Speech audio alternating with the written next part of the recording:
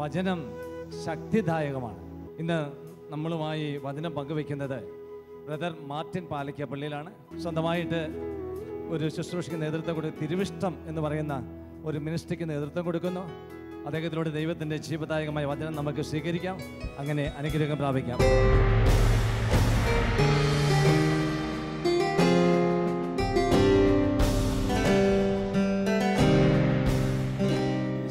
സ്തുതിയായിരിക്കട്ടെ. നമുക്കൊരു നിമിഷം കണ്ണുകൾ അടച്ച് പ്രാർത്ഥിക്കാം. ദൈവം തൻ്റെ സ്നേഹ കൂട്ടായ്മയിലേക്ക് നമ്മളെല്ലാം ഒരുമിച്ച് ചേർത്ത് ദൈവത്തിൻ്റെ സ്നേഹാനുഭവത്തിലായിരിക്കാൻ, അത്ഭുതങ്ങളുടെ ഈ രാത്രിയിൽ ദൈവാനുഭവത്തിൻ്റെ ശക്തിയിലേക്ക് വരാൻ വേണ്ടി വിളിച്ചിരിക്കുകയാണ്. വചനം കൊണ്ട് ഞങ്ങളെ നിറയ്ക്കണമേ എന്ന് പ്രാർത്ഥിക്കാം. ശക്തമായ വചനത്തിൻ്റെ സാന്നിധ്യം ശരീരത്തിലും ആത്മാവിലും കുടുംബത്തിലും സമൂഹത്തിലും സമ്പത്തിലും അനുഭവപ്പെടുന്ന ഒരു രാത്രിയാക്കി ഈ വേളയെ മാറ്റണമേ എന്ന് പ്രാർത്ഥിക്കാം. കണ്ണുകൾ ഒരു നിമിഷം അടച്ച് പരിശുദ്ധ അമ്മയുടെ മാധ്യസ്ഥം നമുക്ക് അപേക്ഷിക്കാം. വചനത്തിൻ്റെ ദാസിയായ മറിയമേ, വചനം കൊണ്ട് ഞങ്ങൾ നിറയാൻ, ആത്മാവിൻ്റെ അഭിഷേകം കൊണ്ട് ഞങ്ങൾ ശക്തി പ്രാപിക്കാൻ അമ്മ ഞങ്ങൾക്ക് വേണ്ടി പ്രാർത്ഥിക്കണമേ. ദൈവം നമ്മളെ വിളിച്ചിട്ടുള്ളത് തൻ്റെ സ്നേഹം അനുഭവിക്കാൻ വേണ്ടിയാണ്. ഒരു സ്നേഹ കൂട്ടായ്മയെ ദൈവം ഒരുമിച്ച് ചേർക്കുന്നത് തൻ്റെ സാന്നിധ്യം അനുഭവിച്ചുകൊണ്ട് തൻ്റെ മഹത്വത്തിന് അവകാശികളായി മാറാൻ വേണ്ടിയാണ്. ഈ ലോകത്തിൻ്റെ സാധാരണ ജീവിതക്രമങ്ങളിലായിരിക്കുന്ന നമുക്ക്, ഈ ലോകത്തിൻ്റെ ചുറ്റുപാടുകളിൽ വീണുപോകുന്ന നമുക്ക്, ഈ ജീവിതത്തിൻ്റെ വ്യഗ്രതകളിൽ താളപ്പിഴകളിൽ വീണുപോകുന്ന നമുക്ക് ദൈവീക മഹത്വത്തിൻ്റെ ശക്തി അനുഭവിച്ചുകൊണ്ട്, ദൈവീക സാന്നിധ്യത്തിൻ്റെ അനുഭവത്തിൽ ഉയർന്നുകൊണ്ട് ലോകത്ത് മുഴുവനും രക്ഷയെ അനുഭവപ്പെടുത്തി കൊടുക്കാൻ കഴിയണം എന്ന് സ്നേഹസമ്പന്നനായ ദൈവം തിരുമനസ്സായി. ആ ദൈവത്തിന് നമുക്ക് നന്ദി പറയാം ഹൃദയത്തിൽ. മനുഷ്യൻ പാപം ചെയ്തതോടുകൂടി അവന് ദൈവീക സാന്നിധ്യ അനുഭവം നഷ്ടമായി. ആദം പാപം ചെയ്തു. ഉൽപ്പത്തി പുസ്തകത്തിൽ 3-ാം അധ്യായത്തിൽ നമ്മളത് വായിക്കും. എന്നും തോട്ടത്തിൽ ആദത്തോടൊപ്പം ഉലാത്തിയിരുന്ന ദൈവത്തിൻ്റെ സ്നേഹ കൂട്ടായ്മയായിരുന്ന ആദത്തോടൊപ്പമായിരുന്ന ദൈവം ഒരു ദിവസം വെയിലാറിയപ്പോൾ തോട്ടത്തിലേക്ക് കടന്നു വന്നു. തോട്ടത്തിൽ വന്ന ദൈവത്തെ ഭയന്ന്, അവിടുത്തെ കാലൊച്ച ഭയന്ന് ആദം മരപ്പൊത്തിൽ ഒളിച്ചു. ദൈവിക സാന്നിധ്യത്തെ ആദം ഭയക്കാൻ തുടങ്ങി. പാപം വ്രണിതമാക്കിയ ഹൃദയത്തോടെ ആദം ദൈവത്തിൽ നിന്ന് ഓടിയകന്നു. ദൈവത്തെ അനുഭവിക്കാൻ കഴിയാതെയായി. ദൈവത്തിൻ്റെ മഹത്വത്തിൽ പങ്കുകാരനാക്കാൻ വേണ്ടി ദൈവം സൃഷ്ടിച്ച മനുഷ്യൻ ദൈവത്തിൻ്റെ സ്നേഹ കൂട്ടായ്മയിൽ നിന്ന് അകന്നുപോയി. ആ ദൈവത്തിൻ്റെ സ്നേഹ കൂട്ടായ്മ ഈ ഭൂമിയിൽ അനുഭവപ്പെടുത്താൻ വേണ്ടിയാണ് ദൈവം മനുഷ്യനായി ഭൂമിയിൽ അവതരിച്ചത്. യോഹന്നാന്റെ സുവിശേഷത്തിൽ നമ്മളത് വായിക്കും. 1-ാം അധ്യായത്തിൽ 14-ാം തിരുവചനത്തിൽ വചനം മാംസമായി നമ്മുടെ ഇടയിൽ അവതരിച്ചു. വചനം മാംസമായി നമ്മുടെ ഇടയിൽ അവതരിച്ചത് എന്തിനു വേണ്ടിയാണ്? വചനം മാംസമായി നമ്മുടെ ഇടയിൽ അവതരിച്ചത് മാംസമാകുന്ന നമ്മളെ, ജഡത്തിലുള്ള നമ്മളെ, ഫ്ലഷ് നേച്ചറായ നമ്മളെ ദൈവീകതയിലേക്ക് ഉയർത്താൻ വേണ്ടിയാണ്. മാംസമായ നമ്മളെ വചനത്തിലേക്ക് ഉയർത്താൻ വേണ്ടി, മാംസമായി പോയ നമ്മളെ വചനമായി മാറിയ, വചനം മാംസമായ ദൈവം മാംസത്തിൽ നിന്ന് വചനത്തിലേക്ക്, ദൈവത്വത്തിലേക്ക് നമ്മളെ കൊണ്ടുപോയി. നമ്മളെപ്പോഴും കൃപയ്ക്ക് വേണ്ടി പ്രാർത്ഥിക്കുന്നവരാണ്. ഞങ്ങൾക്ക് കൃപ തരണമേ എന്ന് പ്രാർത്ഥിക്കുന്നവരാണ്. എന്താണ് കൃപ? പലരും കൃപയ്ക്ക് പറയുന്ന അഭിപ്രായം പലതാണ്. കൃപ ദൈവത്തിൻ്റെ സ്നേഹമാണെന്നും ദൈവം നൽകുന്ന അനുഗ്രഹമാണെന്നും ദൈവത്തിൻ്റെ കൂട്ടായ്മയാണെന്നും പലരും പല വിധത്തിൽ വ്യാഖ്യാനിക്കുന്നു. യഥാർത്ഥത്തിൽ ദൈവത്തിൻ്റെ കൃപ, ദൈവം നൽകുന്ന കൃപ ദൈവികത മാനുഷികതയിലേക്ക് ഒഴുകിയിറങ്ങുന്നതാണ്. ദൈവികത മാനുഷികതയുടെ പരിമിതികളിലേക്ക് ഒഴുകിയിറങ്ങുന്നതിനെയാണ് കൃപ എന്നതുകൊണ്ട് ഉദ്ദേശിക്കുക.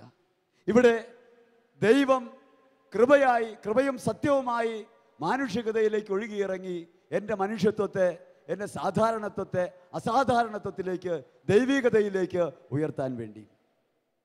അങ്ങനെ ദൈവം നമുക്ക് നൽകുന്ന ഈ സാന്നിധ്യാനുഭവത്തെ ഒന്ന് ഓർക്കാനും, ദൈവം എങ്ങനെയാണ് തൻ്റെ സാന്നിധ്യം നമ്മുടെ ഇടയിൽ വെളിപ്പെടുത്തുന്നതെന്ന് അറിയാനും, ദൈവം അനുഭവപ്പെടുന്ന സാന്നിധ്യത്തിലായിരുന്നു കൊണ്ട്, ദൈവത്തിൻ്റെ സ്നേഹ കൂട്ടായ്മയിലായിരുന്നത് കൊണ്ട് നമ്മുടെ ജീവിതത്തിന് നിരവധിയായ സാഹചര്യങ്ങളിൽ, ഇന്ന് അനുഭവിക്കുന്ന ക്ലേശങ്ങളിൽ, രോഗങ്ങളിൽ, തകർച്ചകളിൽ, കഷ്ടപ്പാടുകളിൽ, ദാരിദ്ര്യത്തിൽ എല്ലാ തരത്തിലുള്ള മാനസിക അസ്വസ്ഥതകളിലും വ്യഥകളിലും ദൈവത്തിൻ്റെ മഹത്വം വെളിപ്പെട്ട് ദൈവത്തിൻ്റെ മഹത്വം നമ്മൾ അനുഭവിക്കണമെന്ന്, ദൈവത്തിൻ്റെ നാമം നമ്മളിൽ മഹത്വപ്പെടണമെന്ന് നല്ലവനായ ദൈവം തിരുമനസ്സായി.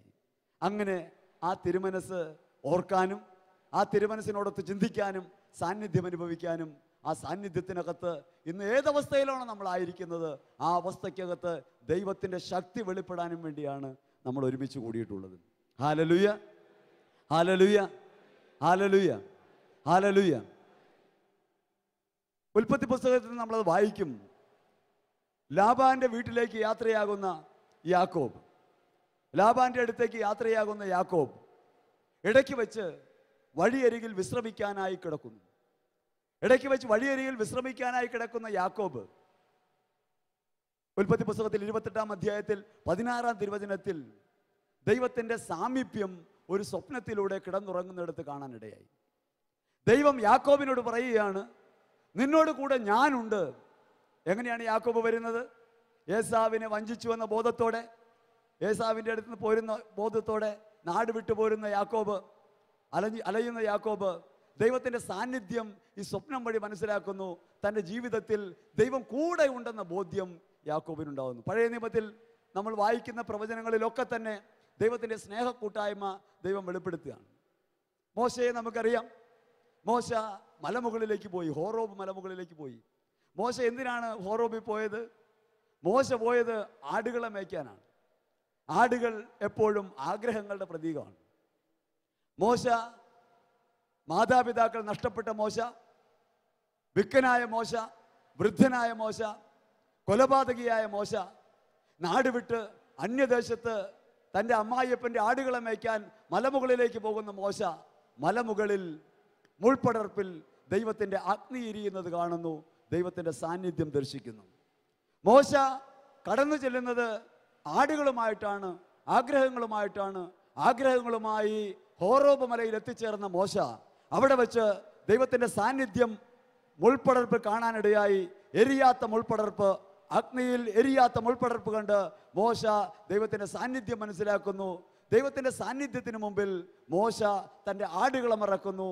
ദൈവത്തിൻ്റെ ഇഷ്ടത്തിലേക്ക് മോശ തിരിച്ചു പോകുന്നു. നമ്മളെല്ലാവരും ഒരുമിച്ച് കൂടുന്നത്, നമ്മളെപ്പോഴും പ്രാർത്ഥിക്കുന്നത്, ദൈവത്തിൻ്റെ കൂട്ടായ്മയിലായിരിക്കുമ്പോഴൊക്കെ നമ്മുടെ ജീവിതത്തിലെ നിരാശജനകമായ, വേദനാജനകമായ, നടക്കാതെ പോയ നിരവധിയായ ആഗ്രഹങ്ങളും മോഹങ്ങളും താല്പര്യങ്ങളും ഒക്കെ ഉണർത്തിച്ചുകൊണ്ടാണ്. ഈ നിമിഷം സ്നേഹിതരെ, നമുക്ക് ചെയ്യാവുന്ന ഒരു കാര്യം, ആ കാര്യങ്ങൾ മാറ്റിവെച്ച് ദൈവത്തിൻ്റെ സാന്നിധ്യം നമ്മുടെ ജീവിതത്തിലുള്ളത് ഒന്ന് അനുഭവിക്കാൻ ആഗ്രഹിക്കുക.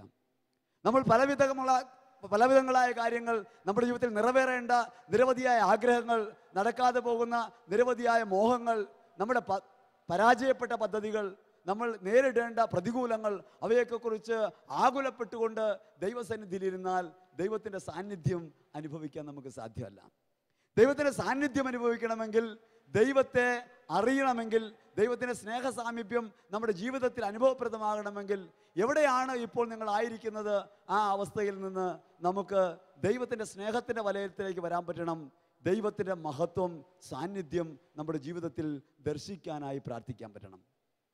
നമ്മൾ കാണുന്നു, മോശ ഈ ദൈവത്തെ ദർശിച്ചു കഴിഞ്ഞിട്ടും മോശ പറയുന്നത്, അങ്ങനെ ദൈവത്തെ കണ്ടുവെങ്കിലും ദൈവം പറഞ്ഞ വാക്കിന് പിൻചൊല്ലാൻ മോശയ്ക്ക് സാധ്യമല്ല. മോശ അതിനെക്കുറിച്ച് അസ്വസ്ഥപ്പെടുകയാണ്. അസ്വസ്ഥപ്പെടുമ്പോൾ ദൈവം മോശയോട് പറയുന്നു, നീ നിന്റെ കരം, പുറപ്പാട് പുസ്തകത്തിൽ 4-ാം അധ്യായത്തിൽ 6-ാം തിരുവചനത്തിൽ, നീ നിന്റെ കരം നെഞ്ചോട് ചേർത്ത് വയ്ക്കുക. നെഞ്ചോട് ചേർത്ത് വയ്ക്കുന്ന തൻ്റെ കരം എടുത്തു നോക്കിയപ്പോൾ വെളുത്ത് കുഷ്ഠമുള്ളതായി മോശ കാണുന്നു. വീണ്ടും അത് നെഞ്ചോട് ചേർത്ത് വയ്ക്കുക. നെഞ്ചോട് ചേർത്ത് വെച്ചു, കുഷ്ഠം മാറി. ദൈവം നിന്റെ ശരീരത്തിൽ ഇടപെടുന്നവനാണെന്ന്, ദൈവം നിന്റെ ജീവിതത്തിൽ ഇടപെടുന്നവനാണെന്ന് തെളിയിച്ചുകൊണ്ട് മോശയെ ദൈവം ധൈര്യപ്പെടുത്തുകയാണ് തൻ്റെ സാന്നിധ്യം വഴി. അപ്പം നമ്മുടെ ജീവിതത്തിന് നിരവധിയായ പ്രശ്നങ്ങളിൽ ദൈവത്തിൻ്റെ സാന്നിധ്യം അനുഭവിക്കാൻ നമുക്ക് കഴിയണം. ദൈവിക സാന്നിധ്യം അനുഭവിക്കാൻ വേണ്ടിയാണ് നമ്മൾ പ്രാർത്ഥിക്കുന്നത്. പ്രാർത്ഥനാ വേളകളൊക്കെ ദൈവത്തിൻ്റെ സാന്നിധ്യം അനുസ്മരിക്കാൻ, ആ സാന്നിധ്യം അനുഭവിക്കാൻ, ദൈവത്തിൻ്റെ സ്നേഹ കൂട്ടായ്മയിലേക്ക് വരാൻ വേണ്ടിയാവണം. ഒരിക്കലും സ്വന്തം ആഗ്രഹങ്ങളെക്കുറിച്ചാവരുത്. ആഗ്രഹങ്ങൾ വരാൻ കാരണമാകാം, വന്നെത്തിയാൽ പിന്നീടുള്ളത് ദൈവത്തിൻ്റെ സ്നേഹവും ദൈവത്തിൻ്റെ കൂട്ടായ്മയും. Hallelujah, hallelujah. യേശുവേ നന്ദി, യേശുവേ സ്തുതി. 3 തരത്തിലുള്ള ബന്ധങ്ങളിലാണ് ഈ സ്നേഹം, ദൈവത്തിൻ്റെ സാന്നിധ്യം നമ്മൾ അനുഭവിക്കേണ്ടത്. ദൈവത്തിൻ്റെ സാന്നിധ്യം അനുഭവിക്കാൻ ഏറ്റവും പരമപ്രധാനമായിട്ടുള്ളത് ഒരു കൂട്ടായ്മയുടെ അനുഭവമാണ്. ഒരു കൂട്ടായ്മയുടെ അനുഭവത്തിനകത്താണ്, ഒരു സ്നേഹവലയത്തിനകത്താണ്, ഒരു ബന്ധത്തിനകത്താണ് ദൈവത്തിൻ്റെ സാന്നിധ്യം നമ്മൾ അനുഭവിക്കേണ്ടത്. നമ്മൾ പലപ്പോഴും അന്വേഷിക്കുന്നത്, ദൈവത്തിൻ്റെ സാന്നിധ്യം അന്വേഷിക്കുന്നത് ഒരു കൂട്ടായ്മയിലല്ലാതെ പോകുന്നു. ഒരു കൂട്ടായ്മയുടെ സ്നേഹബന്ധത്തിൻ്റെ ആഴത്തിൽ നിന്ന് ദൈവത്തെ കണ്ടെത്താൻ പലപ്പോഴും നമുക്ക് കഴിയാതെ പോകും. ജീവിതത്തിൽ ഒരു കൂട്ടായ്മ യേശുവിൻ്റെ ശരീരമാകുന്ന ബന്ധത്തിലേക്ക് ഗലാത്യ ലേഖനം 3-ാം അധ്യായം 28-ാം തിരുവചനം പറയുന്നത് പോലെ, നിങ്ങളെല്ലാവരും യേശുക്രിസ്തുവിൽ ഒന്നാണ്, നമ്മളെല്ലാവരും യേശുക്രിസ്തുവിൽ ഒന്നാണ് എന്ന ബോധം നമ്മുടെ ഹൃദയത്തിലുണ്ടാകുമ്പോൾ, ഈ യേശു സാന്നിധ്യത്തിലാണ് നമ്മളെന്ന ബോധമുണ്ടാകുമ്പോൾ, നമ്മളെല്ലാവരും യേശുവിൽ ഒന്ന് എന്ന് ചിന്തിക്കുമ്പോഴാണ് ദൈവത്തിൻ്റെ സാന്നിധ്യം ആ കൂട്ടായ്മയ്ക്കകത്ത് നമുക്ക് അനുഭവപ്പെടുക. ഞാനും നിങ്ങളും രണ്ടല്ല എന്ന ബോധത്തിലേക്ക്, വിശിഷ്ടാദ്വൈതത്തിലേക്ക്, ഞാനും നിങ്ങളും രണ്ടല്ലെന്ന ബോധത്തിലേക്ക്, നമ്മളെല്ലാവരും ക്രിസ്തുവിൽ ഒന്നാണെന്ന ബോധത്തിലേക്ക് വളരുമ്പോൾ ദൈവത്തിൻ്റെ സാന്നിധ്യം നമ്മുടെ ജീവിതത്തിൽ അനുഭവപ്പെടാൻ തുടങ്ങും. നമ്മൾ പറഞ്ഞു, യോഹന്നാൻ ശ്ലീഹ പറഞ്ഞ കാര്യം പറഞ്ഞു. യോഹന്നാൻ 1:14 അവിടുന്ന് പറയുന്നു, ദൈവം വചനം മാംസമായി നമ്മുടെ ഇടയിൽ അവതരിച്ചു. വചനം മാംസമായി നമ്മുടെ ഇടയിൽ അവതരിച്ചപ്പോൾ എന്താണ് യഥാർത്ഥത്തിൽ സംഭവിച്ചത്? ദൈവവും മനുഷ്യനുമായ കൂട്ടായ്മയിലെ വിള്ളൽ ദൈവവും മനുഷ്യനുമായ യേശു നികത്തി. ആദാം പാപം ചെയ്തു. ആദ്യ മനുഷ്യൻ്റെ പാപം മൂലം ദൈവവും മനുഷ്യനും രണ്ടായി മാറി. ദൈവവും മനുഷ്യനുമായി പങ്കുചേരാൻ പറ്റാതെയായി. ദൈവവും മനുഷ്യനുമായി പങ്കുചേരാൻ പറ്റാത്ത അവസരം വന്നു.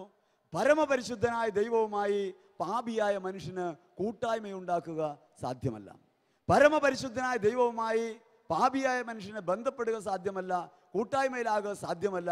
അതിനാൽ ദൈവം തൻ്റെ പുത്രനെ സത്യമനുഷ്യനും ദൈവവുമായി ഭൂമിയിലേക്ക് അയച്ചു.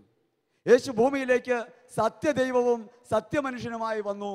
അതുകൊണ്ട് തന്നെ യേശു മനുഷ്യനായ നമ്മോട്, പാപികളായ നമ്മളോട്, ബലഹീനരായ നമ്മളോട് മനുഷ്യൻ എന്ന നിലയ്ക്ക് ഐക്യദാർഢ്യം പ്രഖ്യാപിച്ചു, മനുഷ്യനെ ചേർത്ത് പിടിച്ചു.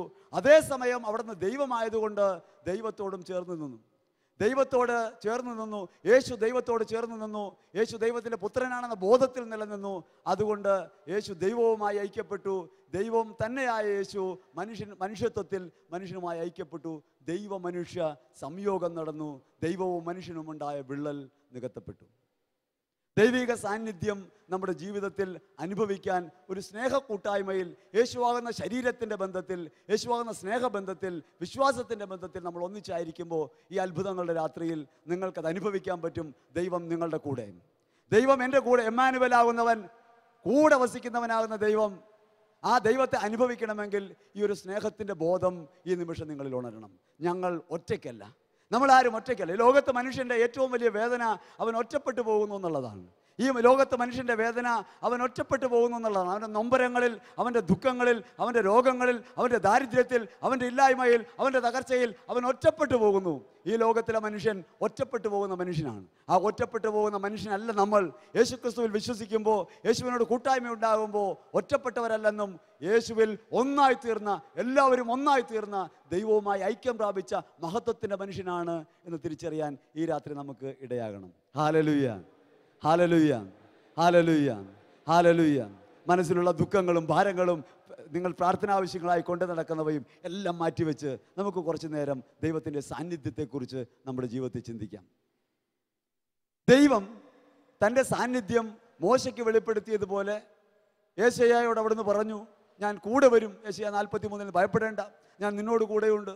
ദാനിയേലിന്റെ പുസ്തകത്തിൽ വീണ്ടും നമ്മൾ വായിക്കും 3-ാം അധ്യായത്തിൽ 16-ാം തിരുവചനത്തിൽ, അവിടെ തീച്ചൂളയിലാകുന്ന 3 പേരുടെ കൂടെ ദൈവത്തിൻ്റെ സാന്നിധ്യം വന്നു.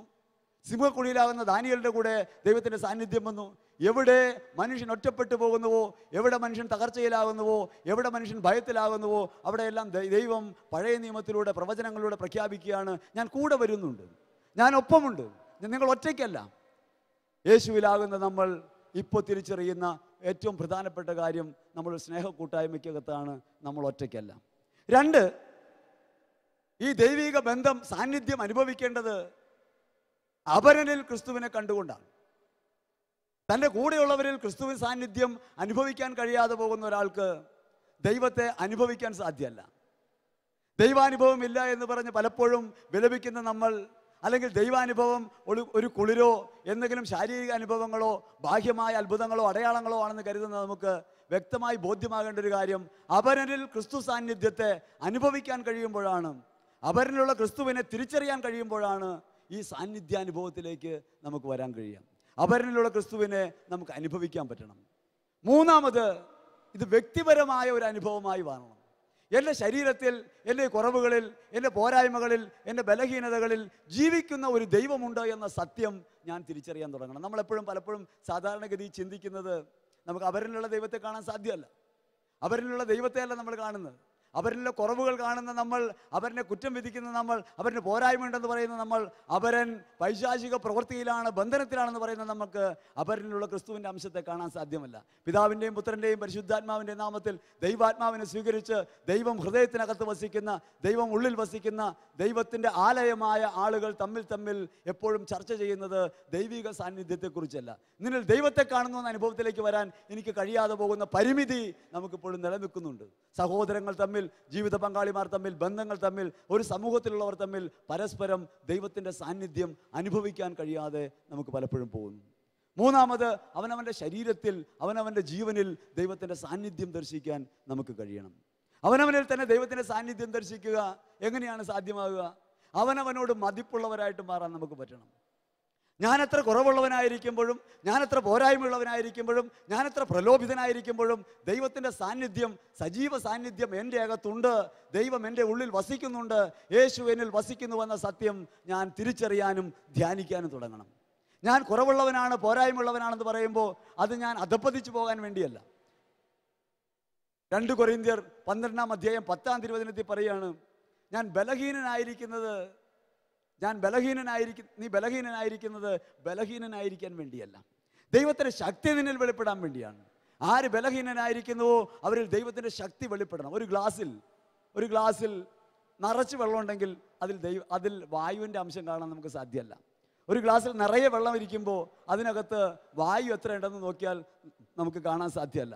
അതിൽ നിന്ന് കുറച്ച് വെള്ളം ഒഴിച്ചു കളയുമ്പോൾ ആ ഗ്ലാസ് ഒരു അര ഗ്ലാസ് വെള്ളമായി മാറുമ്പോൾ അതിനകത്ത് നിറഞ്ഞിരിക്കുന്ന വായുവിനെ നമുക്ക് കാണാം. ഇത്രയും ഭാഗത്ത്, ഒഴിഞ്ഞിരിക്കുന്ന ഭാഗത്ത് വായുവുണ്ട്. അതുപോലെ തന്നെ നമ്മുടെ ജീവിതത്തിൽ എത്രയേറെ ബലഹീനതകളോ കുറവുകളോ പോരായ്മകളോ ഉള്ളപ്പോൾ ആ പോരായ്മകളെ വെച്ചുകൊണ്ട് നിങ്ങൾക്കൊരു കാര്യം മനസ്സിലാക്കാം, ഇത്ര കുറവുള്ള എന്നിൽ നിറവായിരിക്കുന്നത് ക്രിസ്തുവാണ്.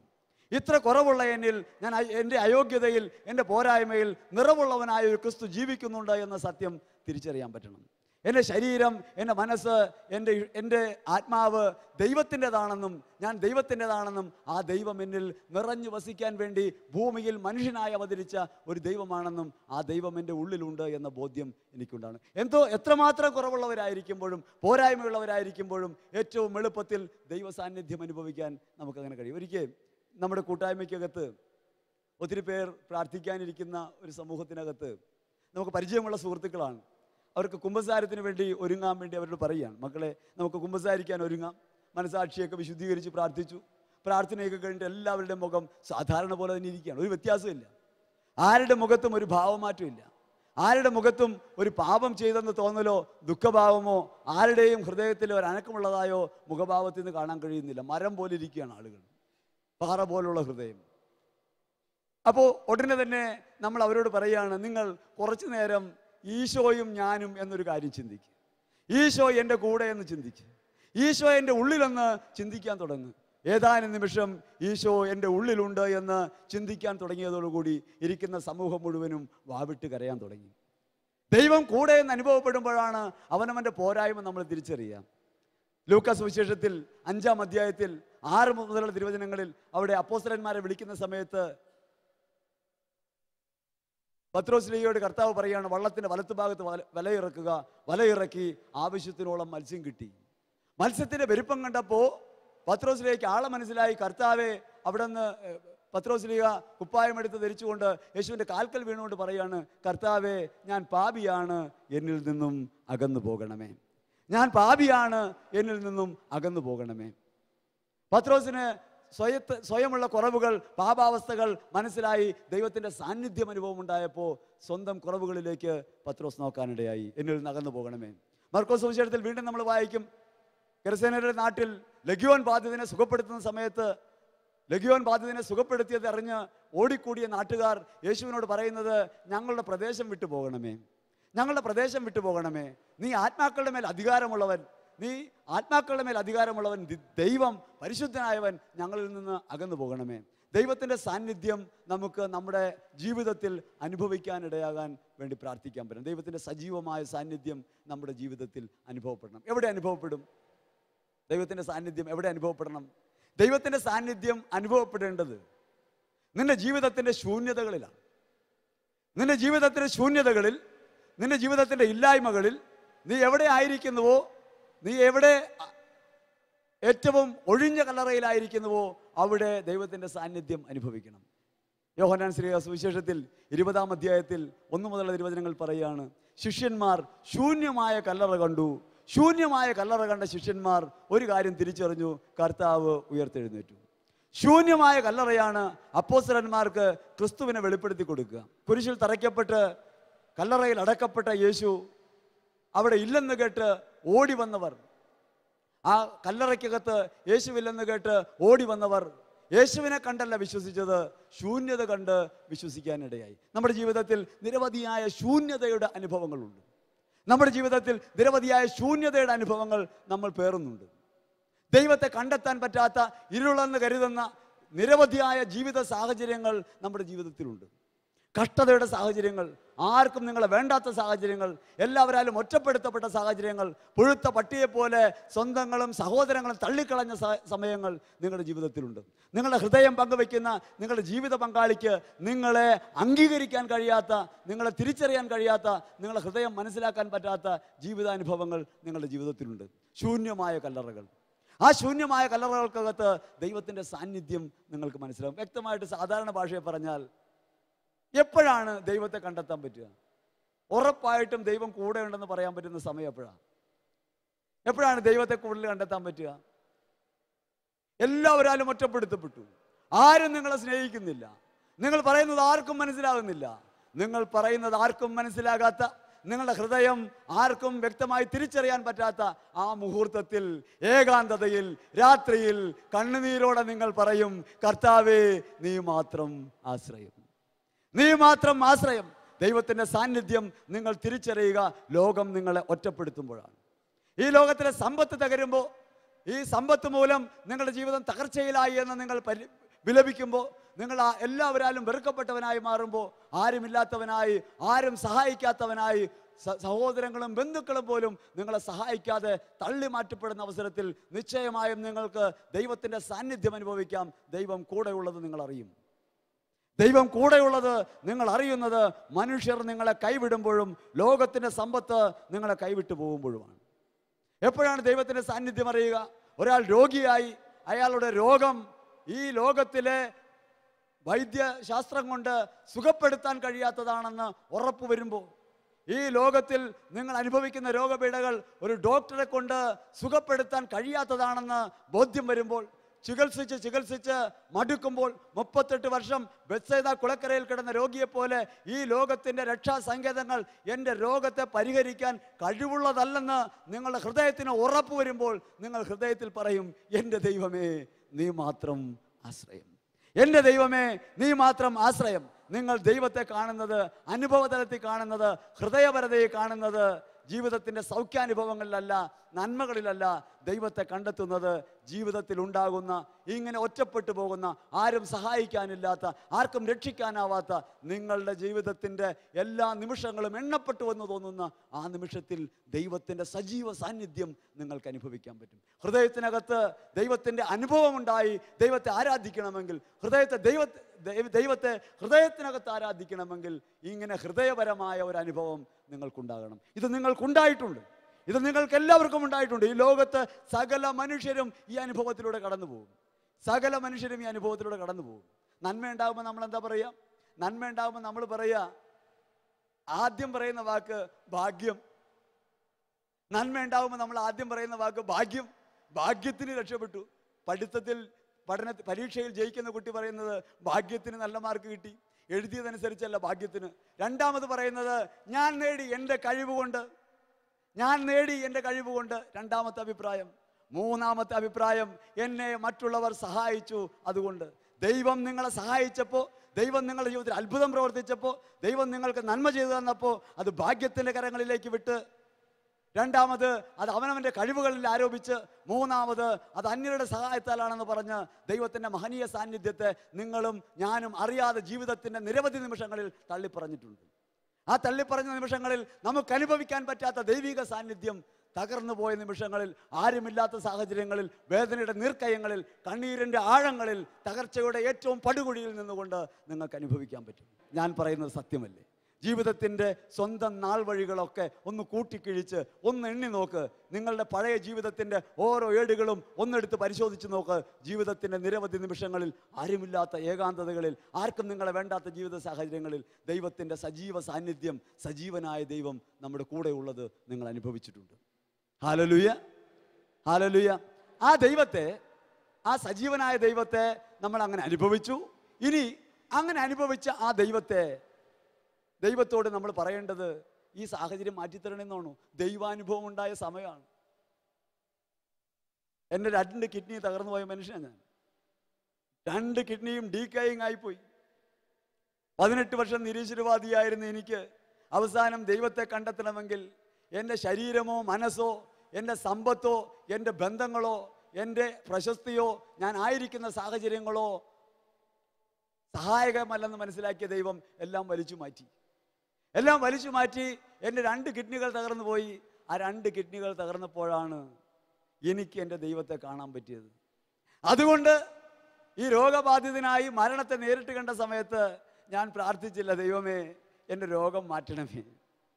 ഞാൻ എൻ്റെ ദൈവത്തെ കണ്ടുമുട്ടിയ ഏറ്റവും നല്ലൊരു സാഹചര്യമാണ് എൻ്റെ രോഗക്കിടക്ക.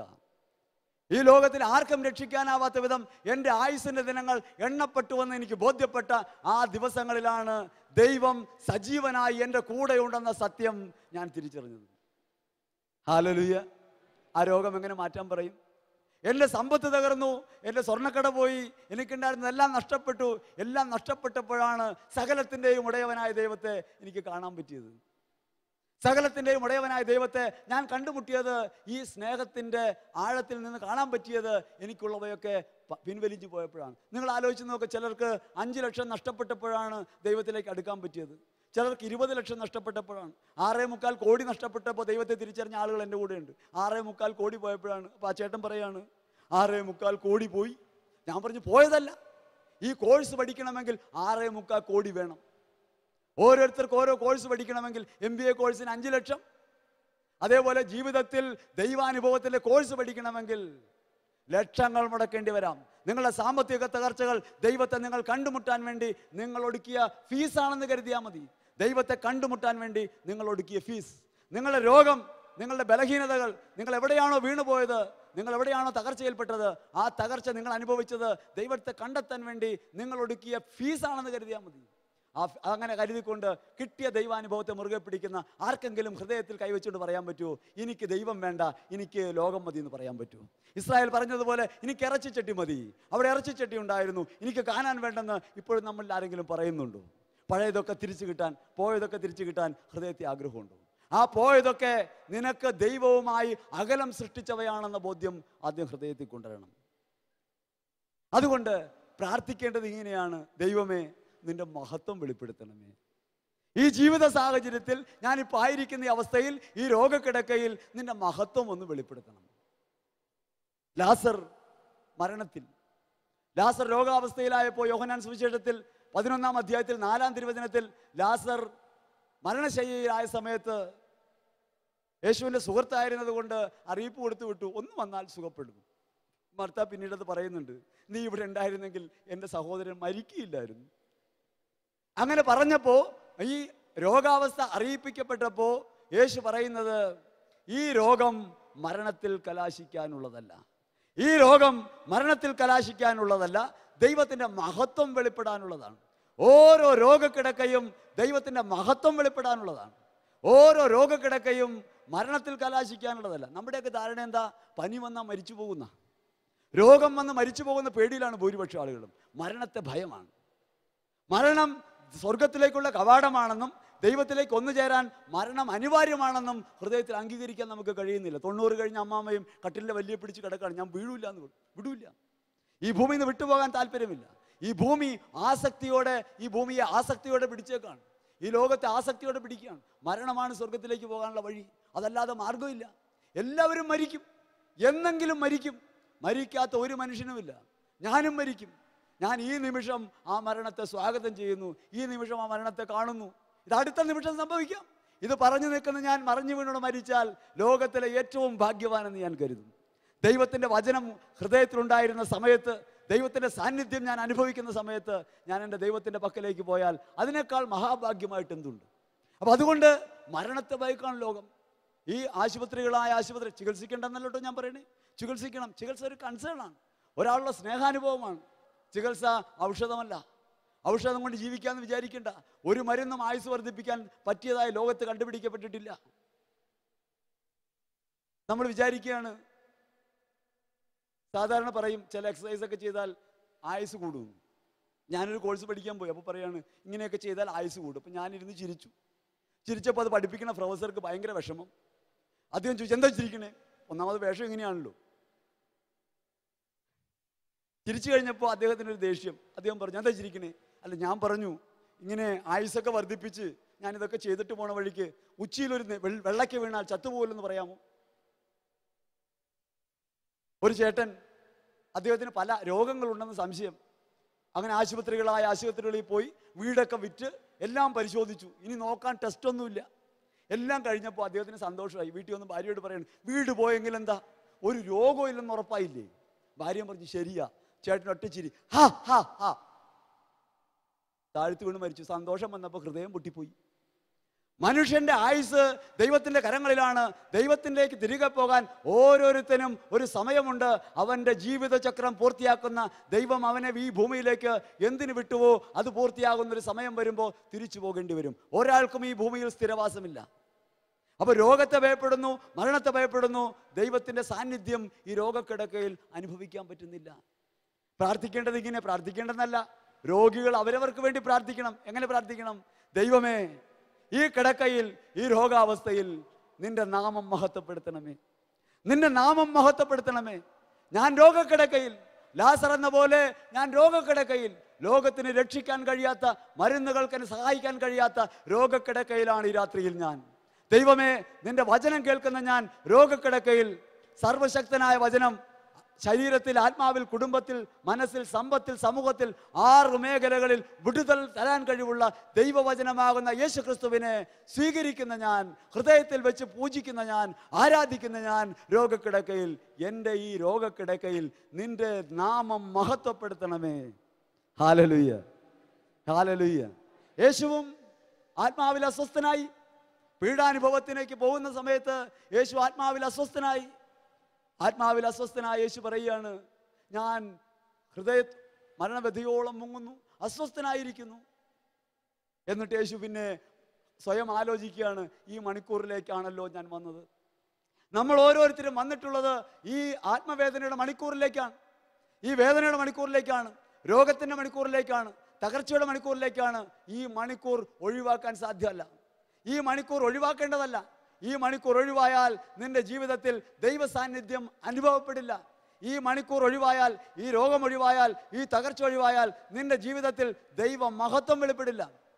യേശു പ്രാർത്ഥിക്കുകയാണ്, പിതാവേ, അങ്ങയുടെ നാമം മഹത്വപ്പെടുത്തണമേ.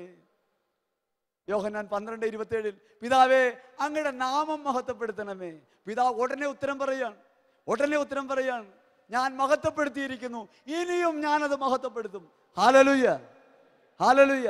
നിങ്ങൾ ആലോചിച്ച് നോക്കി, നമ്മുടെ ജീവിതത്തിൽ എന്തെങ്കിലും ഇങ്ങനെ പ്രശ്നങ്ങളുണ്ടായപ്പോൾ, രോഗപീഠകളുണ്ടായപ്പോൾ, തകർച്ചകളുണ്ടായപ്പോൾ, കഷ്ടപ്പാടുകളുണ്ടായപ്പോൾ, എല്ലാം തകർന്നു പോയപ്പോൾ, ജീവിതത്തിന് അർത്ഥമില്ലെന്ന് തോന്നിയപ്പോൾ നിങ്ങൾ പറഞ്ഞിട്ടുണ്ടോ ഹൃദയവേദനയോടെ, ദൈവമേ, നിന്റെ നാമം എൻ്റെ ജീവിതത്തിൽ മഹത്വപ്പെടുത്തണമേ?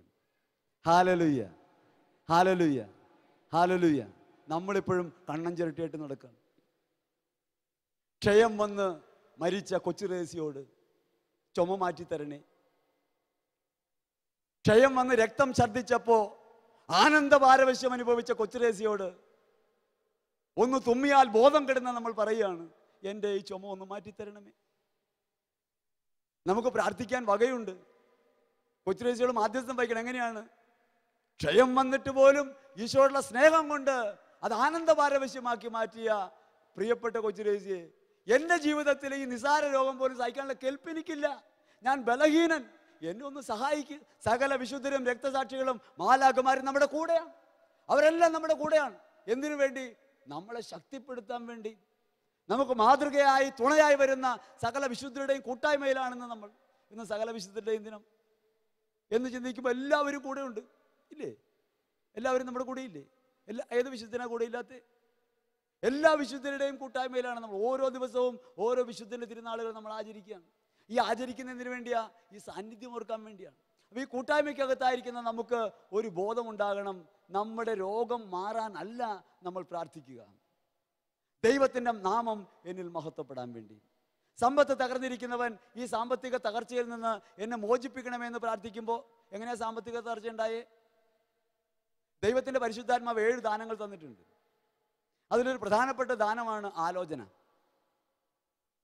ആലോചന എന്ന ദാനം എന്തിനുള്ളതാ? ആലോചിക്കാൻ. വീട് വെക്കണമെങ്കിൽ ആരോടാ നമ്മൾ ആലോചിക്കാറ്? കർത്താവിനോടോ ബാങ്ക് മാനേജരോടോ? നമ്മൾ ആലോചിക്കുന്നത് ബാങ്ക് മാനേജരോട്. നമ്മൾ കർത്താവിനോട് ആലോചിക്കുകയല്ല, യാചിക്കുകയാണ്. ഈ വീട് വെക്കാൻ, ലോൺ തരാൻ ഈ മാനേജർക്ക് തോന്നാൻ ഇടയാക്കണമേ. ഞാൻ വീട് വെക്കാൻ, ഈ കടം വാങ്ങിക്കാൻ, ഈ 50 ലക്ഷം രൂപ കടം വാങ്ങിക്കാൻ എൻ്റെ കർത്താവെ ഈ തിരിച്ചടയ്ക്കാൻ ശേഷിയില്ലാത്ത എനിക്ക് ഈ ലോൺ തരാൻ ആ മാനേജർക്ക് തോന്നിക്കാൻ കൃപയാകണമേ. മാനേജർ എങ്ങനെ ഇരിക്കണേ? എല്ലാവരും തരാം, ആധാരമൊക്കെ ഇങ്ങോട്ട് കൊണ്ടുപോവാ, എല്ലാ ആധാരവും ഇങ്ങോട്ട് കൊണ്ടുപോവാ, അതൊക്കെ ഇവിടെ ഇരിക്കട്ടെ, സുരക്ഷിതമായിരിക്കട്ടെ.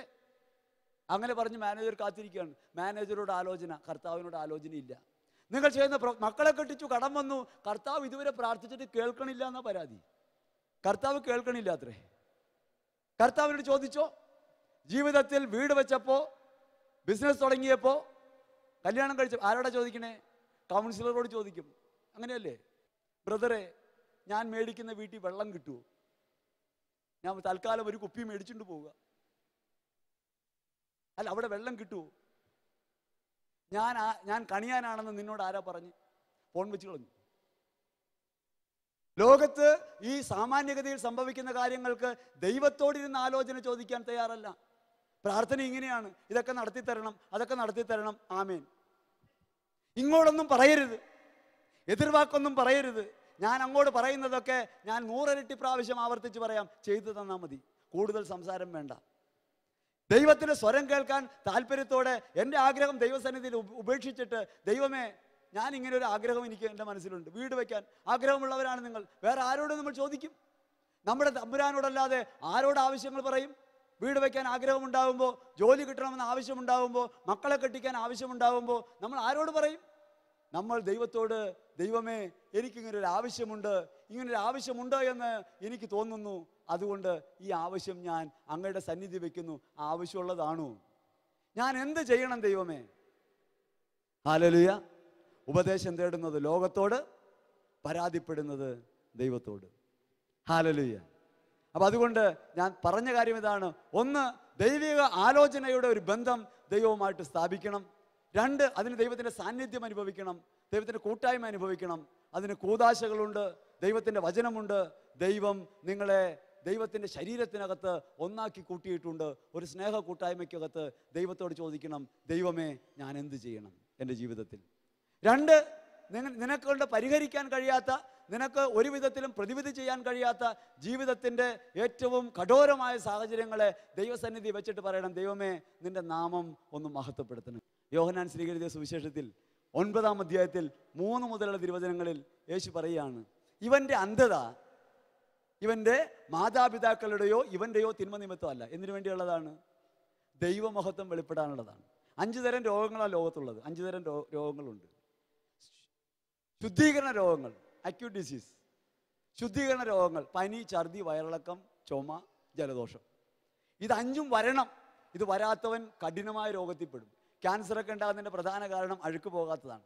ശരീരത്തിലുള്ള കഫം, മലം, മൂത്രം, വേർപ്പ്, സ്രവങ്ങൾ, ഇത് പോകാൻ വേണ്ടിയുള്ളതാണ് ഈ 5 രോഗങ്ങൾ. നമ്മളെന്ത് ചെയ്യും? വയറിന് പിടിക്കാത്ത എന്തെങ്കിലും ചെന്ന് താഴത്തേക്ക് പോകാൻ നോക്കിയാൽ ആപ്പടിച്ച് കയറ്റും. മേലെ കൂടി ഛർദ്ദിക്കുമെന്ന് വന്നാൽ ഇപ്പുറത്ത് ഒരെണ്ണം കയറ്റും.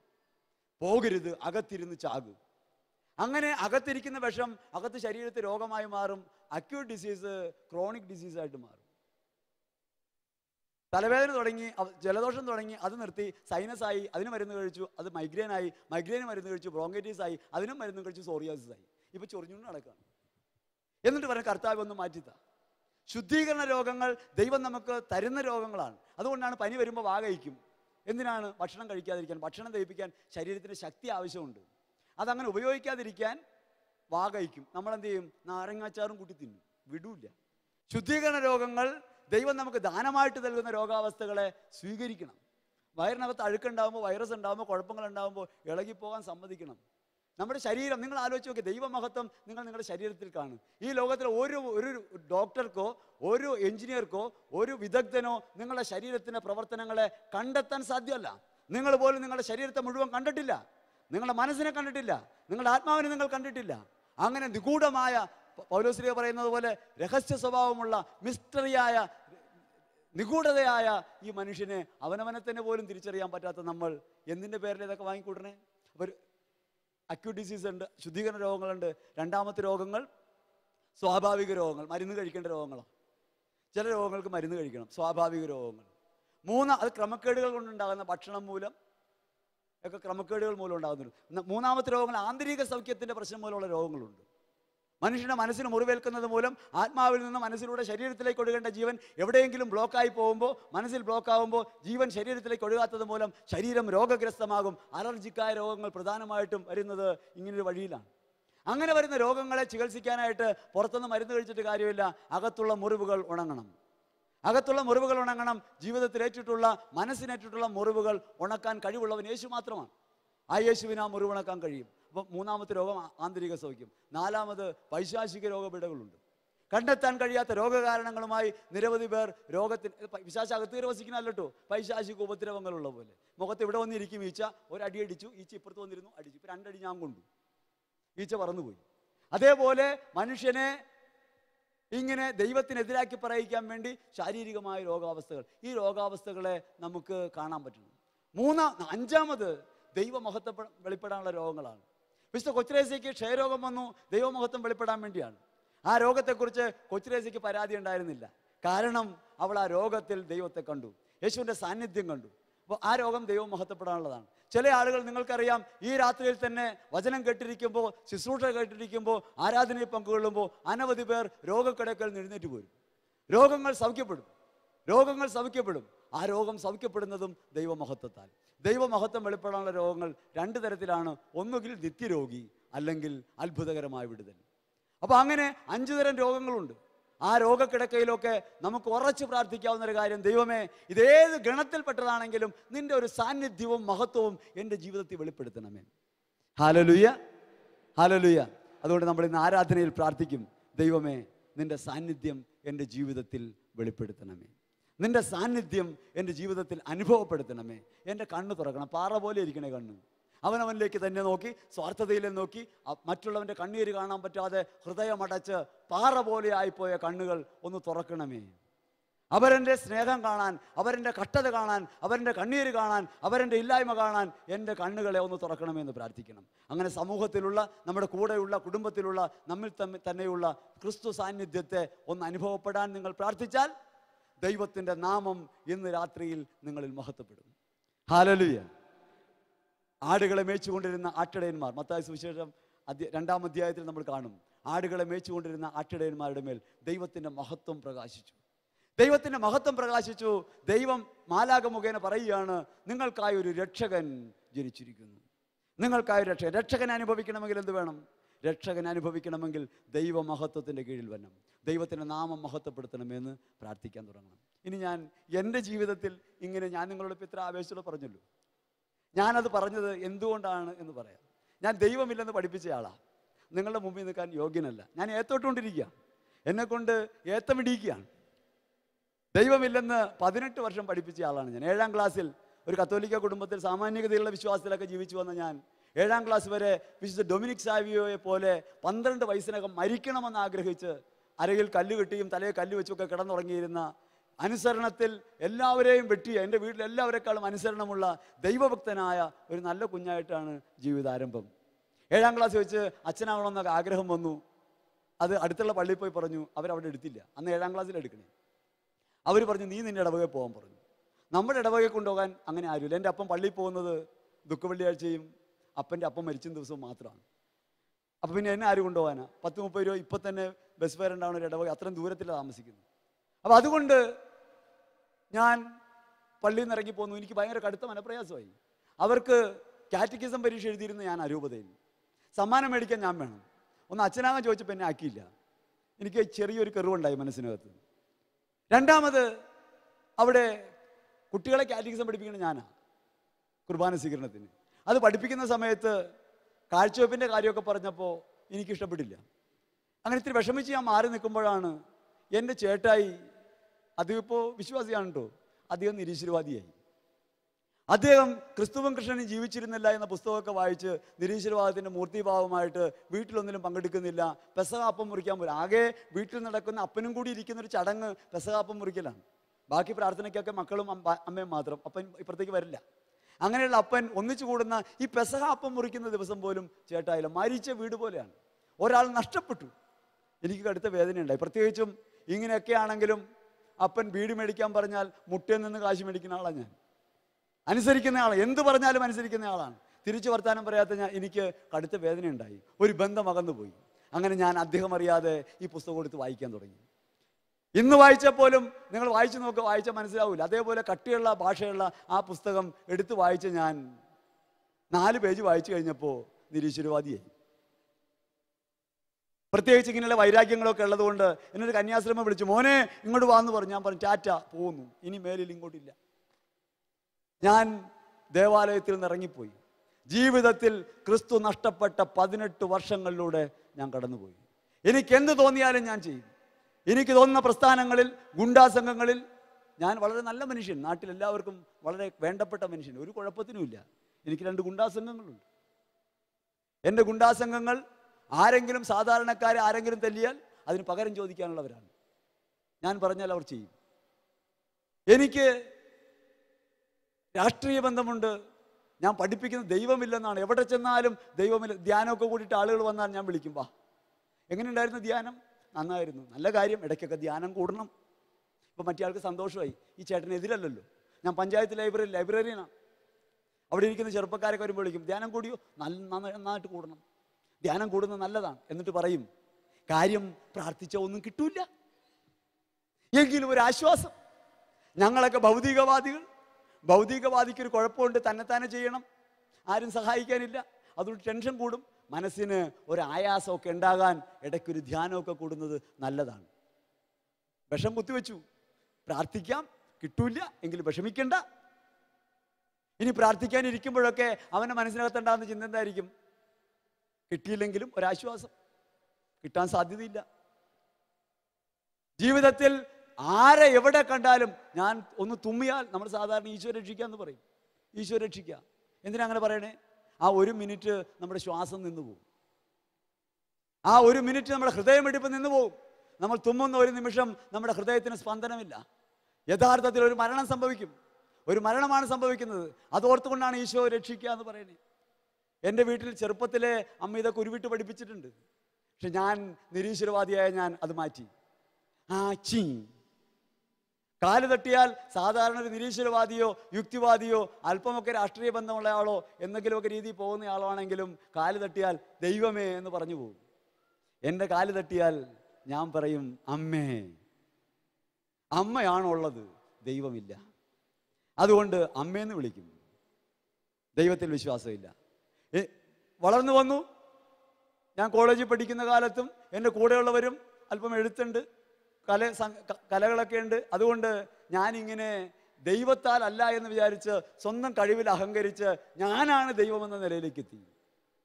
ഞാൻ എന്ത് തീരുമാനിച്ചാലും നടക്കണം, ഞാനാണ് വലിയ ആൾ. അങ്ങനെ വിചാരിച്ചിരിക്കുന്ന കാലത്ത് ചേട്ടായി മാനസാന്തരപ്പെട്ടില്ല, ഞാനും നിരീശ്വരവാദിയായി, വീടൊരു മാതിരിയായി. അങ്ങനെ ഇരിക്കുന്ന കാലത്ത് എനിക്ക് ഒരു പെൺകുട്ടിയോട് താല്പര്യം തോന്നി. ഞാൻ അവളോട് പറഞ്ഞു, ഞാൻ വിളിച്ചിറങ്ങി വരാമെങ്കിൽ വരാം, ജാതിയും മതമൊന്നും പ്രശ്നമല്ല. അവൾ വരാമെന്ന് പറഞ്ഞു. ആദ്യം പറഞ്ഞിട്ട് പിന്നെ വന്നില്ലെങ്കിൽ കൊന്നുകളയും. വരാമെന്ന് പറഞ്ഞു. ഒരു ഓട്ടോറിക്ഷയ്ക്ക് നിങ്ങൾ വിളിച്ചിറക്കൊണ്ട് പോകും. നാട്ടിൽ തന്നെ ഒരു വീട് വാടകയ്ക്ക് എടുത്ത് താമസിച്ചു. അവളുടെ വീട്ടുകാർ പറഞ്ഞ ഞങ്ങളെ കൊന്നു കളയുന്ന. നമുക്ക് മേൽകീഴില്ല, ഒരാളോടും ബഹുമാനമില്ല, ഒരു സ്നേഹബന്ധത്തിനും വിലയില്ല, ഒരു മനുഷ്യന്റെ വേദനയും നമുക്ക് ബാധകമല്ല. എന്താഗ്രഹിക്കുന്നുവോ അത് നിറവേറും. അങ്ങനെ കുറേ നാൾ അങ്ങനെ താമസിച്ചു. അത് കഴിഞ്ഞ് എൻ്റെ ജീവിതത്തിലെ ഏറ്റവും വലിയ ആഗ്രഹം, ഉള്ള കാര്യം നിങ്ങൾ പച്ചയ്ക്ക് പറയാലോ, എൻ്റെ അപ്പനെ കൊല്ലുക എന്നുള്ളതായിരുന്നു എൻ്റെ ജീവിത ലക്ഷ്യം. അതിനുവേണ്ടിയാണ് വർഷങ്ങളോളം രാപ്പകൽ ഞാൻ ജീവിച്ചത്. രാപ്പകൽ എൻ്റെ ചിന്തയിൽ മുഴുവനും എൻ്റെ പിതാവിനെ എങ്ങനെ വകവരുത്താന്നതിനെ കുറിച്ചായിരുന്നു. അങ്ങനെയുള്ള ഞാൻ ഈ പെൺകുട്ടി കൂടെ വന്നപ്പോൾ കൊല്ലൽ എളുപ്പമല്ല. ഞാൻ ശാസ്ത്ര സാങ്കേതിക മാർഗങ്ങൾ അന്വേഷിക്കാൻ തുടങ്ങി. അപ്പോൾ ആ ഇടയ്ക്ക് രാഷ്ട്രീയത്തിൽ നിന്ന് അല്പമൊക്കെ ഒന്ന് വലിഞ്ഞു നിന്നു. പെണ്ണ് കിട്ടിയല്ലോ. പതുക്കെ ഞാൻ തറവാട്ടിലേക്ക് കയറിക്കൂടി. അപ്പനെ സോപ്പിട്ട് ഞാൻ വീട്ടിൽ കയറി. അപ്പനെ കൊല്ലാനാ. ഇനി അവിടെ നിന്നിട്ട് വേണം പതുക്കെ പതുക്കെ പതുക്കെ കൊല്ലാൻ. ഞാൻ സുഹൃത്തുക്കളെ കണ്ട് ചോദിച്ചു, എന്ത് മരുന്ന് കൊടുക്കും? അപ്പോൾ സ്ലോ പോയിസൺ ഉണ്ട്, കൊടുത്താൽ അറിയാതെ ചാകും. പതുക്കെ പതുക്കെ പതുക്കെ എല്ലാ ദിവസവും തിരിച്ചു കൊടുക്കുക. അത് ചോദിച്ചിട്ട് തന്നില്ല. ആ സുഹൃത്ത് തന്നില്ല. അവസാനം അവൻ പറയണം, മന്ത്രവാദം ചെയ്താൽ എളുപ്പത്തിൽ മരിക്കും. നിരീശ്വരവാദിയായ ഞാൻ മന്ത്രവാദത്തിൽ. നിങ്ങൾ നോക്കിയേ, ദൈവത്തിൽ വിശ്വസിക്കാത്ത മനുഷ്യൻ എല്ലാ അന്ധതയിലും വിഡ്ഢിത്തത്തിലും മുഴുവൻ. അയാൾ പറഞ്ഞു, ഇടവകപ്പള്ളി പോയി തിരികെത്തിക്കാൻ. ഞാൻ ഉടനെ പറഞ്ഞു, ഈ ചേട്ടൻ പറ്റൂല, നമുക്ക് ഇയാൾ ശരിയല്ല. എന്തു വന്നാലും വേറെ എവിടെ തിരികെത്തിച്ചാലും പള്ളി പോകുന്ന പ്രശ്നമില്ല, ഞാൻ ഇറങ്ങിപ്പോന്നതാ. അതുകൊണ്ട് അദ്ദേഹത്തിൽ നിന്ന് പോന്നു. വേറൊരു മന്ത്രവാദിയുടെ അടുത്ത് പോയി. അദ്ദേഹം കുറച്ചുകൂടി കൊള്ളാവുന്ന ആളാണ്. അദ്ദേഹം ഇതൊന്നും പറഞ്ഞില്ല. പക്ഷേ ചെല്ലുമ്പോൾ പറയും, സർവേശ്വരനെ അനുഗ്രഹിക്കട്ടെ. അത് കേൾക്കുമ്പോൾ നമുക്ക് ഇളകാണ്. ഏത് ഈശ്വരൻ? നമുക്ക് ദൈവത്തെ വിശ്വാസമില്ല. എന്നാൽ സൂത്രപ്പണി ചെയ്തൊന്ന് ഒതുക്കി തന്നാൽ മതി. പക്ഷെ ഒതുക്കൽ നടന്നില്ല. അങ്ങനെയൊക്കെ നടക്കുന്നതിനിടയ്ക്ക് ഞാനൊരു സ്വർണ്ണക്കട തുടങ്ങി, ഒരു ലെയ്ത്ത് വർക്ക്ഷോപ്പ് തുടങ്ങി, ഒരു ഫർണിച്ചർ വർക്ക്ഷോപ്പ് തുടങ്ങി, ചുട്ടി കമ്പനി തുടങ്ങി, കുറച്ച് ബ്ലേഡ് കമ്പനി തുടങ്ങി. പഞ്ചായത്ത് ലൈബ്രറിയനാണ്. കാർവ് ചെയ്യും, ശില്പങ്ങൾ ഉണ്ടാക്കും. അങ്ങനെ ഞാൻ എല്ലാ സമയവും എൻഗേജഡാണ്. എങ്ങനെയും കാശുണ്ടാക്കണം. കാശുണ്ടാക്കാതെ ഒരാളെ കൊല്ലാൻ സാധ്യമല്ല. അതിനുമുമ്പ് രാഷ്ട്രീയത്തിൽ പോയി. രാഷ്ട്രീയ സ്വാധീനമുണ്ടെങ്കിൽ ഒരാളെ വകവരുത്താം. രാഷ്ട്രീയ സ്വാധീനത്തിന് അകത്ത് ചെന്നപ്പോഴാണ് മനസ്സിലായത്, രാഷ്ട്രീയം കൊണ്ട് മാത്രം കാര്യമില്ല, കയ്യിൽ ദുട്ട് വേണം. അപ്പോൾ പൈസ ഉണ്ടാക്കാൻ വേണ്ടി ബിസിനസ് തുടങ്ങി. ഫുൾ ടൈം ബിസിനസ്സിലായി. സ്വർണ്ണ കച്ചവടം അറിയാവുന്ന കച്ചവടമൊന്നുമല്ല. എവിടെ ചെന്ന് പെട്ടാലും എന്ത് ചെയ്താലും വിജയം. ഒന്നും അറിയാത്ത എന്ത് തൊഴിൽ ചെയ്താലും വിജയം. ഞാൻ ജീവിതത്തിൽ കൊത്തുപണി ചെയ്തിട്ടില്ല. ആകെയുള്ളത് 1.5 ഇഞ്ചിൻ്റെ ഉളി. ചെറിയ ഉളി പോലും അറിയാമല്ലോ. കാർവിങ് സെറ്റ് എന്താണെന്ന് എനിക്ക് അറിഞ്ഞുകൂടാ. അങ്ങനെ ഇരിക്കുമ്പോഴാണ് ആദ്യത്തെ ഡോറ് കൊത്താൻ വരുന്നത്. ഞാൻ പറഞ്ഞു, ഡോറൊക്കെ ഒത്തിരി കൊത്തിയിട്ടുണ്ട് വേറെ ആളുകൾ, നമ്മളല്ല. പാവം ചേട്ടൻ ഡോറ് തന്നു. മുന്തിരി വള്ളി കൊത്താൻ പറഞ്ഞിട്ട് ഞാൻ മുന്തിരിയില അന്വേഷിച്ച് നാട് മുഴുവൻ നടക്കണം. ഒരു ഇല കിട്ടിയിട്ട് വേണ്ടി കൊത്താൻ. അങ്ങനെ അവസാനം കൊത്തിക്കൊടുത്തു. അടുത്തത് ദശാവതാരം കൊത്തി. അപ്പം നമ്മുടെ അഹങ്കാരം ഒന്നുകൂടി വർദ്ധിച്ചു. നമ്മൾ ആരാ? വലിയ ആളാണെന്ന് കരുതി. അങ്ങനെ പോയി. കുറേ നാൾ കഴിഞ്ഞു. ഒരു 8 ലക്ഷം രൂപയ്ക്ക് 2 നിലയുള്ളൊരു വീടും വെച്ചു. എൻ്റെ അപ്പന് 60 വയസ്സായിട്ട് നടക്കാത്ത കാര്യം വെറും 30 വയസ്സിൽ താഴെയുള്ള നമ്മൾ വീട് വെച്ചു. അപ്പം നമ്മൾ ആരായി? വീണ്ടും നമുക്ക് അഹങ്കാരം കൂടി. ഞാൻ നടന്നിരുന്നത് ഇങ്ങനെയാണ്. ആകെ ഇത്രേ ഉള്ളൂ, ഒരു 54 കിലോ. ഇപ്പം ഇത്തിരി 5-8 കിലോ കുറഞ്ഞിട്ടുണ്ട്. അത്രേ ഉള്ളൂ. 54 കിലോ ആണ് ആകെയുള്ളത്. പക്ഷെ നടക്കുന്നത് ഇങ്ങനെയാണ്. പൊക്കമൊക്കെ വലുതാണെന്നാണ് വിചാരം. ആരെയും ഒതുക്കുമെന്നാണ് ഭാവം. ഇന്ത്യൻ പ്രസിഡന്റ് വന്നാലും അനുസരിക്കില്ലെന്നാണ് പറയുന്നത്. അത്രയ്ക്ക് വലിയ ആൾ. അങ്ങനെയുള്ള ആൾക്ക് ചെറിയൊരു കുഴപ്പം, നടുവ് നിവരില്ല. അങ്ങനെ നടുവ് നിവരാതെയായി. ഇടയ്ക്ക് ഓർമ്മ പോകാൻ തുടങ്ങി. ശരീരം മുഴുവൻ നീര്.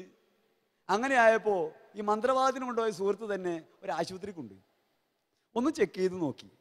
യൂറിനറി ഇൻഫെക്ഷൻ ആണെന്ന് പറഞ്ഞ് കുറച്ച് നാൾ കിടത്തി. 5 ദിവസം കഴിഞ്ഞപ്പോൾ വീട്ടിൽ വിട്ടു. വീണ്ടും അസുഖം കൂടി വരുന്നു. രണ്ടാമത് ആശുപത്രി ചെന്നു. അപ്പോൾ ഭാര്യയാണ് കൊണ്ടുപോയത്. അവൾ പറഞ്ഞു, നട്ടെല്ല് വേദനയുണ്ട്, ഒന്ന് എക്സ്റേ എടുക്കണം. ഒരു സിസ്റ്ററാണ് ഡോക്ടർ സിസ്റ്റർ ആനീഷയില്ല. പാവം ബന്ധമൊക്കെ ഉള്ളതുകൊണ്ട്, പരിചയമുള്ളതുകൊണ്ട് നമ്മൾ പറയുന്ന പോലെ എക്സ്റേ എടുത്തു. നല്ല 1-ാം തരം നട്ടെല്ല്. ഇത്രയും വൃത്തികേട് കാണിക്കുന്ന ഒരാൾക്ക് പിന്നെ നട്ടെല്ലില്ലാണ്ടെങ്ങനെ ഇരിക്കണേ? ആരെയും മാനിക്കാത്ത ധിക്കാരിയായ മനുഷ്യന് നല്ല നട്ടെല്ല്. ഡോക്ടർ പറഞ്ഞു, എന്താ ജോലി? ഞാൻ പറഞ്ഞു, ഇങ്ങനെ കൊത്തുപണിയൊക്കെ ചെയ്യാറുണ്ട്. നേരത്തെ എന്തായിരുന്നു? ഞാൻ പറഞ്ഞു, നേരത്തെ കരാട്ടയായിരുന്നു പ്രാക്ടീസ് ചെയ്തിരുന്നത്. ഇപ്പോൾ കരാട്ടി ഇല്ല. ഇപ്പോൾ ചെയ്യാറില്ല. വേഗം ആരംഭിക്കണം. 16 വർഷം. അന്ന് PDCക്ക് പഠിക്കുമ്പോൾ നിർത്തിയതാ. മഞ്ഞപ്പിത്തം വന്നെന്ന് പറഞ്ഞ് നിർത്തിയതാ. അന്ന് കിഡ്നിയുടെ രോഗമായിരുന്നു, നമുക്കറിയില്ലായിരുന്നു. അതുകൊണ്ട് ഡോക്ടർ പറഞ്ഞു, 2ാമത് എക്സസൈസ് ചെയ്യണം. ഞാൻ പറഞ്ഞു, ചെയ്യാം. അന്ന് രാത്രി എന്നെ കാണാൻ ഈ സിസ്റ്റർ ഡോക്ടർ ആനീഷീല വന്നു. മുറി വന്ന് എന്നോട് ചോദിച്ചു, എങ്ങനെയുണ്ട് വേദന? ഞാൻ എൻ്റെ കിടക്കക്കടിയിൽ മുഴുവനും സിഗരറ്റാണ്. 30 പാക്കറ്റ് ഗോൾഡ് ഫിൽറ്ററാണ്, 3 പാക്കറ്റ് ഗോൾഡ് ഫിൽറ്ററാണ് ഒരു ദിവസം വലിക്കുക. 30 എണ്ണം 30 രൂപയ്ക്ക് മുറുക്കും. 7 സ്പ്രിൻ്റ് കുടിക്കും. ദിനചര്യയാണ്. ഭക്ഷണം വേണ്ട. പുകല വായിൽ എപ്പോഴും വെച്ചേക്കാണ്. എന്ത് ചെന്നാലും വെക്കൂല. മദ്യപിക്കും. നാട്ടിൽ നിന്ന് വിട്ടാൽ. നാട്ടിൽ മാന്യൻ, പകൽ മാന്യനാണ്. രാത്രി സമയമായാൽ സ്വഭാവമൊക്കെ മാറും. പക്ഷെ ഒരാൾക്കും നാട്ടിൽ അറിഞ്ഞുകൂടാ. ഒന്നിച്ച് മദ്യപിച്ചു വന്നാൽ കൂടെയുള്ളവനെ നാട്ടുകാർ തല്ലും. ഞാനിങ്ങനെ കൈയിട്ട് നോക്കി നിൽക്കും. മദ്യപിക്കുന്നത് ശരിയല്ല. അങ്ങനെയുള്ള ഞാൻ, നമ്മളുടെയൊക്കെ ഈ കുഴപ്പങ്ങളുള്ള ആളുകളൊക്കെ ഉണ്ടാവും. ഈ കുഴപ്പങ്ങളൊക്കെ പലയിടത്താക്കി കാണിച്ചിട്ടുള്ളവർ. അതുകൊണ്ടാണ് ഇങ്ങനെ പറയണേ. അങ്ങനെയുള്ള ഞാൻ ഈ രോഗം വന്നു. ഡോക്ടർ എൻ്റെ അടുത്ത് വന്ന് ചോദിക്കുകയാണ്, എന്തൊക്കെയുണ്ട് വിശേഷം? ഞാൻ പറഞ്ഞു, വന്നപ്പോൾ ഇരുന്നിട്ട് എണീക്കാൻ കഴിയില്ല എന്നൊരു വേദന മാത്രമേ ഉണ്ടായിരുന്നുള്ളൂ. ഇപ്പോൾ നിന്നാലും കൊള്ളാം, കിടന്നാലും കൊള്ളാം, ഇരുന്നാലും കൊള്ളാം, നന്നായിട്ടുണ്ട്. തമാശ പറഞ്ഞപ്പോൾ ഡോക്ടർ ഈ മേശപ്പുറത്തിരുന്ന മരുന്നൊക്കെ വാരി കൂട്ടിയെടുത്തു. എന്നിട്ട് പറഞ്ഞു, ഇനി ഒന്നും കഴിക്കണ്ട. അപ്പം തന്നെ ബ്ലഡ് ചെക്ക് ചെയ്തു, ബ്ലഡ് യൂറിയ ചെക്ക് ചെയ്തു, ക്രിയാറ്റിൻ ചെക്ക് ചെയ്തു. ബ്ലഡ് യൂറിയ ഹൈ ആയിട്ട് ഉയർന്നിട്ടുണ്ട്, ക്രിയാറ്റിൻ 7 വർദ്ധിച്ചിട്ടുണ്ട്. കിഡ്നി സംബന്ധമായ രോഗമാണ്, മരുന്നിന് കഴിക്കണ്ട, നാളെ രാവിലെ സ്കാൻ ചെയ്യാം. പിറ്റേന്ന് തന്നെ സ്കാൻ ചെയ്തു. സ്കാൻ ചെയ്ത് വന്നപ്പോൾ വളരെ രസകരമായ രോഗം, 2 കിഡ്നിയും ഡീക്കേയും ചീഞ്ഞു പോയി എന്നർത്ഥം. സ്കാനിങ് റിപ്പോർട്ട് വന്നപ്പോൾ സിസ്റ്റർ ആനിഷയിലോട് ഞാൻ പറഞ്ഞു, നമ്മൾ തമ്മിൽ തന്നെ അറിഞ്ഞാൽ മതി, വേറൊരൊറ്റ മനുഷ്യൻ അറിയരുത്. എനിക്ക് കുറേ ആളുകൾ ലക്ഷങ്ങൾ തരാനുണ്ട്, അവരാരും ഇനി തരൂല്ല. രണ്ടാമത് ഞാൻ പലർക്കുമായിട്ട് 7 ലക്ഷം രൂപ കൊടുക്കാനുണ്ട്, അവരൊക്കെ എന്നെ കുത്തിരി പിടിക്കും. ആരോടും മിണ്ടരുത്, പ്രത്യേകിച്ച് എൻ്റെ ഭാര്യയോട്. അവൾ കരയും. അതുകൊണ്ട് നമ്മൾ തമ്മിൽ അറിയുക, ഞാനിങ്ങനെ മരിച്ചു പോവും. ഡോക്ടർ പറഞ്ഞ് പ്രാർത്ഥിക്കണം. ഞാൻ പറഞ്ഞു പ്രാർത്ഥിച്ചേക്കാം, നമുക്ക് വിശ്വാസമില്ലല്ലോ. പക്ഷേ നിമിഷങ്ങൾക്കകം ഭാര്യ അവിടെ വന്നു. ഭാര്യയോട് ഡോക്ടർ ഈ സത്യമൊക്കെ പറഞ്ഞു. അവൾ വാവിട്ട് കരഞ്ഞു. ഞാൻ അവളോടും പറഞ്ഞു, അന്ന് 3-4 ലക്ഷം രൂപ വേണം ട്രാൻസ്പ്ലാന്റിങ്ങിന്, ചികിത്സയ്ക്ക് പോകരുത്. നീ ആ ചെറിയ സ്വർണ്ണക്കടയൊക്കെ നോക്കി, ഒരു കൊച്ചുണ്ട്, അതിനെ നോക്കി ജീവിച്ചാൽ മതി, മേലിൽ കരഞ്ഞു പോകരുത്. എൻ്റെ ഭാര്യ ഞാൻ എന്ത് പറഞ്ഞാലും അനുസരിക്കും. അവളുടെ അമ്മ ഡിവൈൻ സെൻറ്ററിൽ വെച്ചാണ് മരിക്കുന്നത്. ഒളിച്ച് ധ്യാനം കൂടാൻ വന്നതാണ്, അവിടെ വെച്ച് മരിച്ചുപോയി. അന്ന് ഈ മരണ വാർത്ത അറിഞ്ഞ സമയത്ത് ഞാൻ അവളുടെ വീട്ടിൽ കൊണ്ടാക്കി. വീട്ടിൽ പറഞ്ഞിട്ടില്ല ഈ അമ്മ മരിച്ചത് ഡിവൈനിൽ വെച്ചാണെന്ന്. എൻ്റെ വീട്ടിലാണെന്ന് അവർ കരുതിയിരിക്കണേ. അങ്ങനെ ഹിന്ദു കുടുംബത്തിലാണ്. അപ്പോൾ അവരവിടെ മകളെ കൊണ്ട് നിർത്തി അവളോട് പറഞ്ഞു, ഡെഡ് ബോഡി വരുന്നത് വരെ കരയരുത്. ഡെഡ് ബോഡി ഇവിടെ വരുന്നത് വരെ ഈ വീട്ടിൽ ആരും ഇത് അറിയരുത്, കരയരുത്. കരയില്ല. അപ്പോൾ എൻ്റെ ഭാര്യയോട് ഞാൻ പറഞ്ഞു, എനിക്ക് രോഗമാണ്, പക്ഷെ നീ കരയരുത്, ഞാൻ മരിക്കും. എൻ്റെ ജീവിതത്തിൽ എല്ലാ ആഗ്രഹങ്ങളും നിറവേറിയിട്ടുണ്ട്, എന്താഗ്രഹിച്ചാലും നിറവേറിയിട്ടുണ്ട്. ഞാൻ ഈ ലോകത്ത് എന്ത് ചെയ്തിട്ടുണ്ടോ അതിൽ അഹങ്കരിക്കുന്ന ആളാണ് ഞാൻ. ഞാൻ മരിക്കാൻ സമയമായി, ഞാൻ മരണത്തിലേക്ക് പോവാണ്, ഒരാളും വിഷമിക്കരുത്. അങ്ങനെ വീട്ടിലേക്ക് വന്നു. കുറച്ച് ദിവസം കഴിഞ്ഞു, ഞാൻ ഒന്ന് കുമ്പസാരിക്കാനിടയായി. ഞാൻ നിർത്തുകയാണ്. ഒന്ന് കുമ്പസാരിക്കാനിടയായി. കുമ്പസാരിക്കുന്ന നിമിഷത്തിൽ പോലും രോഗം മാറണമേ എന്ന് ഞാൻ പ്രാർത്ഥിച്ചില്ല. ഞാൻ കുമ്പസാരിച്ചത് ഇതുകൊണ്ടാണ്, ഞാൻ കുറവുള്ളവനാണെന്ന് ഞാൻ തിരിച്ചറിഞ്ഞു, ആരെയും സ്നേഹിക്കാത്തവനാണ് തിരിച്ചറിഞ്ഞു. അതുകൊണ്ട് ഞാൻ കുമ്പസാരിക്കാൻ തീരുമാനിച്ചു. കുമ്പസാരിച്ചു. കുമ്പസാരിപ്പിച്ച പുരോഹിതൻ പറഞ്ഞു, നിന്റെ പാപവും നിന്റെ രോഗവും മോചിച്ചിരിക്കുന്നു. അതിനുശേഷം നവംബർ 23-ാം തീയതി, 97 നവംബർ 23. അതിനുശേഷം ഇത്രയും വർഷങ്ങളായി ദൈവം എന്നെ ഈ സൗഖ്യത്തെ നിലനിർത്തി അനേകായിരങ്ങളുടെ ഇടയിൽ എൻ്റെ ഈ ഏത്തമിടൽ കേൾപ്പിക്കാൻ കൊണ്ടുപോയി. എൻ്റെ വിശ്വാസം വർദ്ധിപ്പിച്ചു. ദൈവമഹത്വം എൻ്റെ ജീവിതത്തിൽ വെളിപ്പെട്ടു. നിങ്ങൾക്കും അവകാശമാണ്, നിങ്ങളിലും സാന്നിധ്യമുണ്ട്, നിങ്ങളിലും ദൈവത്തിൻ്റെ മഹത്വം വെളിപ്പെടും. പ്രാർത്ഥിക്കുമ്പോൾ ഇത്രമാത്രം പ്രാർത്ഥിക്കുക, ദൈവമേ നിൻ്റെ മഹത്വം ഞങ്ങളിൽ വെളിപ്പെടുത്തണമേ. ആമേൻ, ആമേൻ, ആമേൻ. പിതാവിനും പുത്രനും പരിശുദ്ധാത്മാവിനും